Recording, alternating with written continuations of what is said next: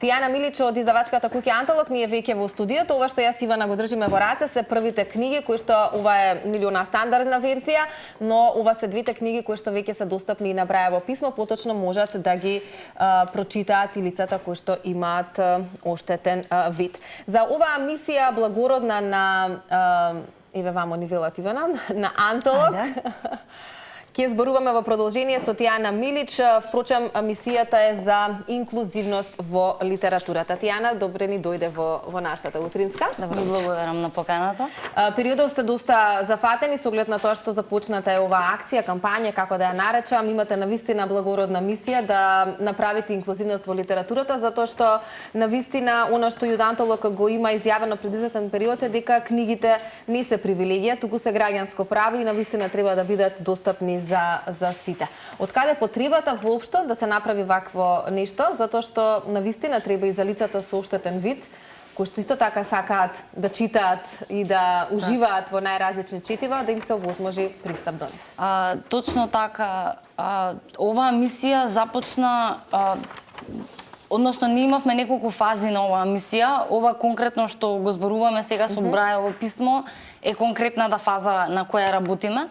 Антолог како издавачка куќа која се стреми кон инклузивитет во литературната сфера, започна уште пред некоја година со своите европски настани и оние настани во кои воведуваме европска литература, да создаваме и дел за инклузивитет. Започнавме со тоа што настаните на фестивалот Букстар ги преведовме на знаковен јазик, односно за луѓето кои имаат оштетен слух. Потоа започнавме да издаваме и книги кои се во аудио форма со помош на групацијата Самоглас, односно тоа се бесплатна верзија на насловите кои веќе се издадени како класичен примерок. Оваа фаза започна со моментот дека сакавме да допреме до луѓето кои се со оштетен вид, односно да започнеме и една иницијатива која понатаму би дала дополнително внимание на печатењето на книги на Брајево писмо, кои за жал во нашата држава се уште не е толку популаризирано. Односно ги имаме оние верзии на книги кои се задолжителни за дечињата, како што се лектири и така натаму, но нема модерна современа литература која може да се чита и во слободно време. Дали причината за тоа лежи во процесот на изработката, поточно во неговата комплексност, ако знаеме дека процесот на нивна изработка бара прецизност и посветеност со цел да се обезбеди јасност и квалитет на печатот, што е од клучно значење за лесно читање?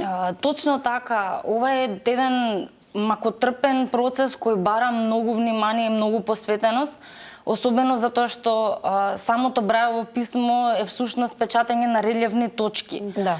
И тука навистина една бара многу голема посветеност, со тоа трудот и времето кое се вложува во сето тоа бара многу внимание, а и одреден временски период. За да се постигне сето тоа, потребни се многу договори, многу страни да се засегнати и околу тоа целиот процес едноставно бара многу посветеност кој за жал некогаш и не е стретнат со позитивна реакција.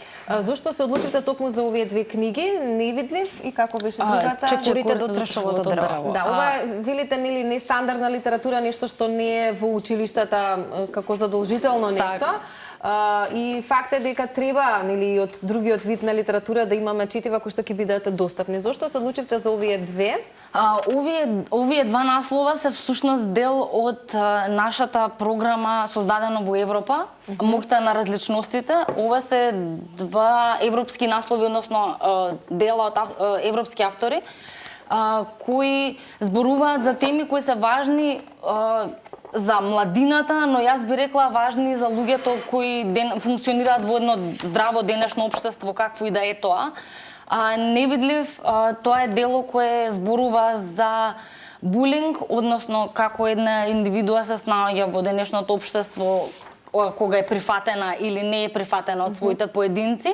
Самиот автор пред некоја недела го сруши Гинисовиот рекорд за најмногу подпишани книги и затоа се одлучивме дека ова е една важна тема која сепак треба да се обработува. Треба да стигне и до точно до тие луѓе, да. Особено до индивидуи кои секако на некој начин се чувствуваат отфрлени од општеството.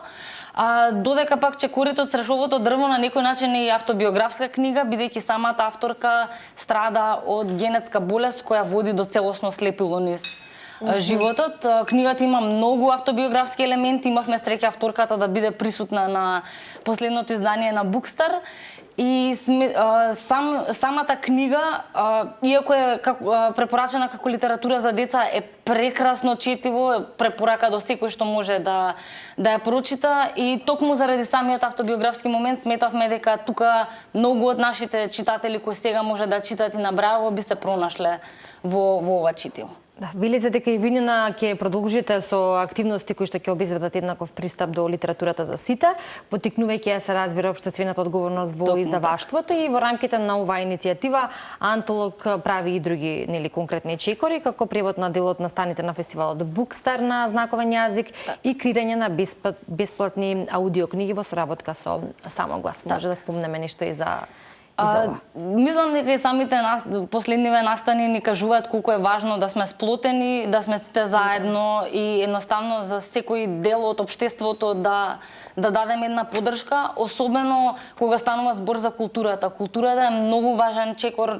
литературата како еден дел од културното милје е многу важен чекор во кој поединец во општеството може да се најде прифатен од својата средина. Иницијативата со Самоглас започна пред некоја година, токму и Невидлив е едно од првите дела кои го обработивме како аудиокнига.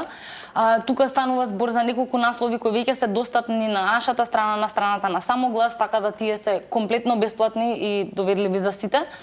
Од друга страна, знаковен јазик е еден момент кој за сега можеме да го користиме само за настаните кои ги организираме јавно и се физички достапни за самата публика, но тоа исто така чекор кој нас како издавачка куќа ни е многу важен, затоа што сакаме секој кој е присутен на нашите настани да се чувствува добредојдено, а истовремено тие настани се снимаат, па дури и доколку некој не може да присуствува, а сака да дознае нешто за тоа дело, знаковен јазик на македонски јазик, што е многу важно да се напомене, тие се достапни исто така на интернет, па луѓето може да дознаат повеќе за нашите литературни дела. Тијана, соработката ви со Градската библиотека Браќа Миладиновци, работите и со училиштето Димитар Влахов. Овие, тоа се институции или места каде што има лица со оштетен вид и веројатно од таму и потребата да овие книги бидат достапни токму таму.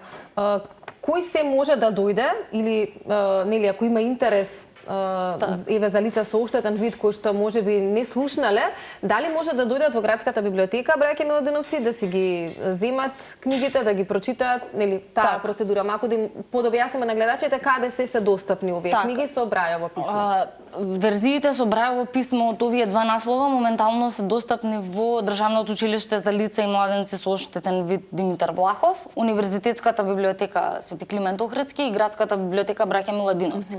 Сите моментално, сите можни копии, поради тоа што самиот процес на печатење е малку по-захтевен, да кажам, се печатени во два тома, односно се добиваат две книги за еден наслов, и сите делови, односно сите изданија се моментално бесплатни и се достапни во овие три институции кои ги напоменав и се слободни да се изнемат, односно да се поземат, да се прочитаат и да се вратат во самата институција.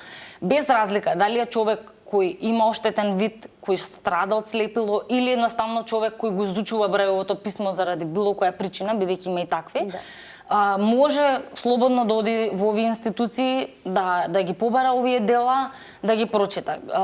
Самото печатење е со Сдруженијето за слепи лица од град Велес, Радко Пајдаков, така да тие таму имаат некои примероци во моментов.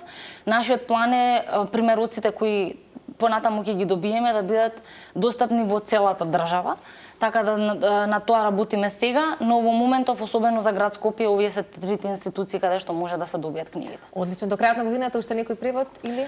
За сега имаме активности со саем на книга, така да тоа не е сега. Ќе бидеме во тек и ќе ве следиме. Тијана, ви благодариме. Поздрав до целиот тим на Антолог кој што ја прави оваа инклузија во литературата, затоа што навистина е многу важен чекор во нашето општество.